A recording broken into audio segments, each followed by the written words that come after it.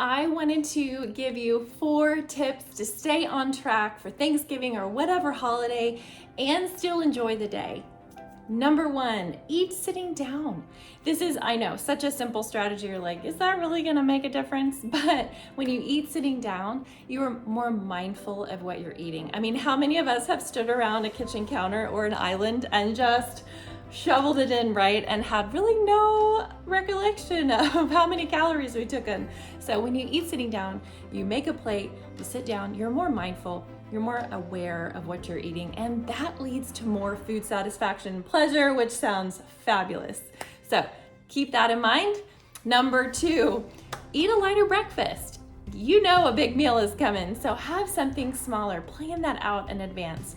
I don't recommend skipping the whole meal completely or having nothing in the morning if you're having like a late lunch or an early dinner, because that may set you up for mindless snacking because the hunger is too intense as the day goes on. My plan for that morning is non-fat Greek yogurt mixed with some plant protein, some ground flaxseed, some frozen mixed berries, which I like to microwave, and then some of the berries get juicy, which is so delicious.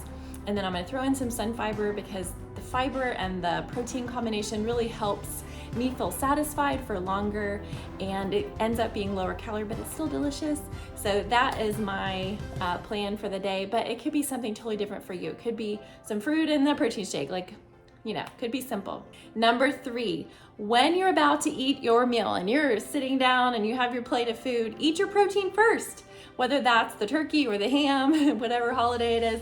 Our Thanksgiving tends to be a little bit of a Creole Cajun flair. So we have a shrimp cocktail and oysters and so yummy. So I'm gonna eat those things first. That is going to stabilize my blood sugar. It takes the edge off of my hunger so that I don't have quite as much of an appetite for those higher calorie foods. Not that I don't enjoy them, but I just don't go hog wild on those because I've curbed my appetite a bit with those protein rich foods.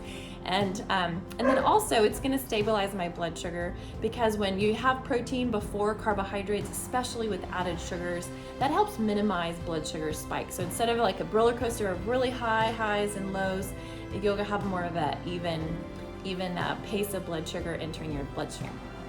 Number 4, walk, move your body after you've had a big meal.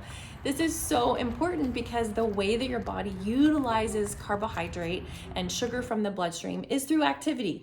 And the coolest way to do that without using insulin, you give your pancreas a break, is to move your body. Your muscles soak up the sugar out of your bloodstream. So just like a 10 or 15 minute walk after a big meal can make a big difference. It also kind of helps you tune back into your body. Like, you can really ask yourself, like, okay, am I really ready for more calories? Like, is it time for pie yet, or do I need to wait quite a while? So I love that tip. And, if you want to do something more like, a football game, or of course, any activity is great, but just a simple walk is also awesome. And here is your bonus strategy, and that's no matter what holiday it is, eat to comfort. Eating to comfort is the most important thing you can do, because when you have higher calorie foods and you push past your comfort level, your body has to do something with all those calories and all that over nutrition. And the way that it disposes of all that is it shuttles it as fast as it can to your fat cells. And so if you eat to comfort, that helps to minimize that. Now, if you think about your hunger satiety on a scale of 1 to 10, 1 being you are famished, you don't care what the food is, you're gonna eat it and you want it now.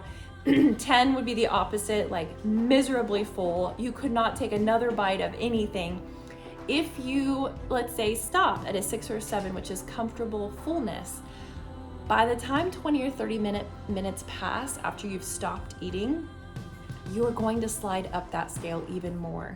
So keep that in mind. Delay from getting that second plate of food or from, going ahead and going for the pie. You might need a little bit more time to understand, well, how full really am I right now? Dr. Trevor Kashey is one of my mentors, and something he has said, and it just resonated with me so powerfully, is biology always keeps the score.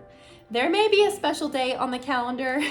It may be special to us psychologically, but our biology does not think the same thing, right? So keep that in mind as you are going into a holiday day, that Maybe you want to manage it a bit differently, knowing my biology is always keeping the score.